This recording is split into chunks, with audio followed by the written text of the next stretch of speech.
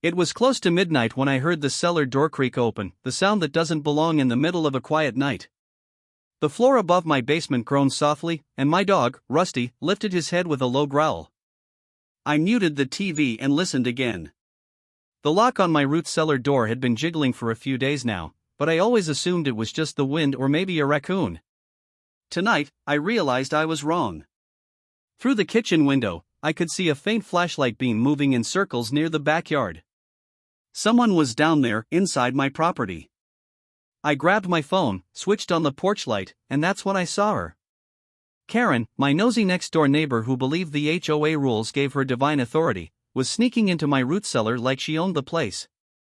She froze when the light hit her, one hand gripping my jar of canned peaches, the other halfway inside a storage box labeled private. And that's when I said, calm but loud enough for her to hear, "You've got 5 seconds to get out of there, or you're staying in till the sheriff comes." She didn't move. So I locked the door. Karen had been a thorn in my side since the day I moved here. She was the self-appointed enforcer of our neighborhood, marching around with a clipboard like it was a police badge. If your grass grew half an inch too tall, she'd call the HOA. If you parked on the curb for 2 minutes, she'd snap pictures. The cellar incident wasn't random, it was the result of months of her snooping, gossiping, and spreading rumors. She once accused me of storing illegal materials because she saw barrels near my shed. In truth, I was storing homemade fertilizer for my vegetable garden. But logic was wasted on her, she saw everything as a crime. Last week, she even tried to get the HOA to fine me for non-compliant root cellar design. I laughed when I read the notice until I saw her signature under initiator of complaint. So tonight, seeing her breaking into the cellar wasn't a surprise. But it was proof. I could have yelled. I could have called the cops right away. Instead, I decided to let her feel what it's like to cross someone's line. She rattled the cellar handle once, twice, then screamed, "You can't do this to me. I'm on the HOA board."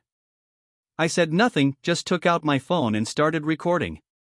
By morning, half the neighborhood had gathered. Karen's muffled shouting echoed from the cellar vent like a warning bell for every gossip within earshot. "Tom, you can't keep her in there," one neighbor yelled from the sidewalk. I leaned on the fence and sipped my coffee. "She's free to leave when the sheriff arrives." Of course, they didn't know she'd been trespassing. They just saw the friendly neighborhood Karen locked underground. The irony? Most of them secretly hated her but didn't have the guts to admit it. "She was trying to help," said one of her friends. "Help herself to my property?" I replied, showing the video I took the night before. The crowd went silent.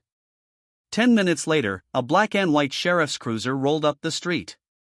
2 deputies stepped out, curious but cautious. "Sir, we got a call about a citizen containment," one of them asked, clearly trying not to laugh. I handed him my phone. "Caught her on video breaking in.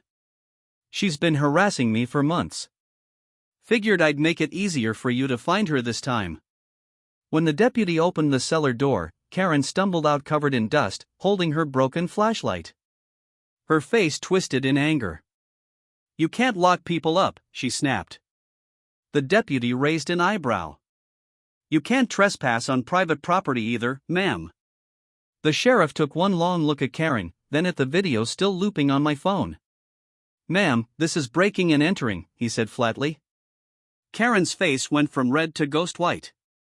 I was inspecting. I thought I saw smoke, maybe a hazard." He crossed his arms. "Without a warrant? Without calling dispatch?" The neighborhood murmured. Everyone suddenly remembered all the times she'd peeked through blinds or recorded their driveways. For once, no one defended her. "Tom," the sheriff said, "you handled it better than most would've. We'll take it from here." Karen started crying, half rage, half embarrassment. "You can't arrest me. I'm on the HOA board." "Then you should have known the rules," he replied. They guided her toward the cruiser as she shouted threats about lawsuits and neighborhood violations.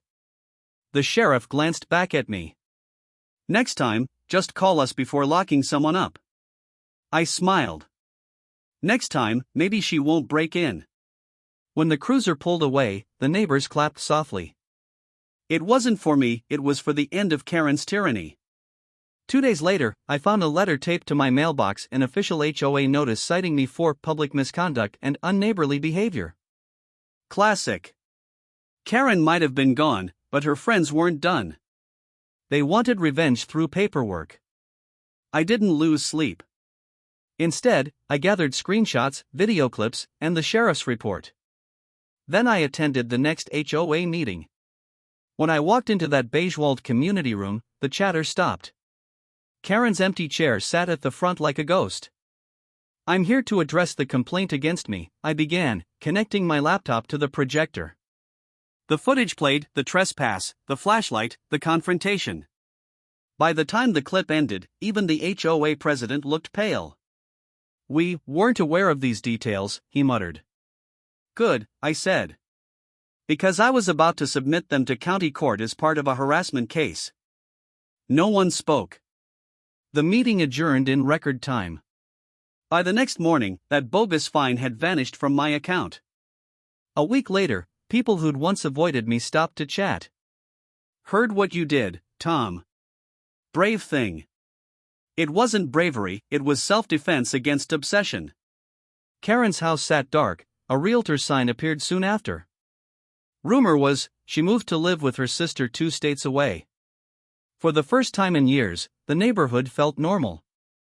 Kids played on lawns without being photographed. Cars parked overnight without citations taped to windshields. One evening, as the sun dipped behind the pines, I reopened the cellar door. Rusty trotted down beside me. The shelves were intact, the jars untouched except one dusty peach jar with a faint fingerprint.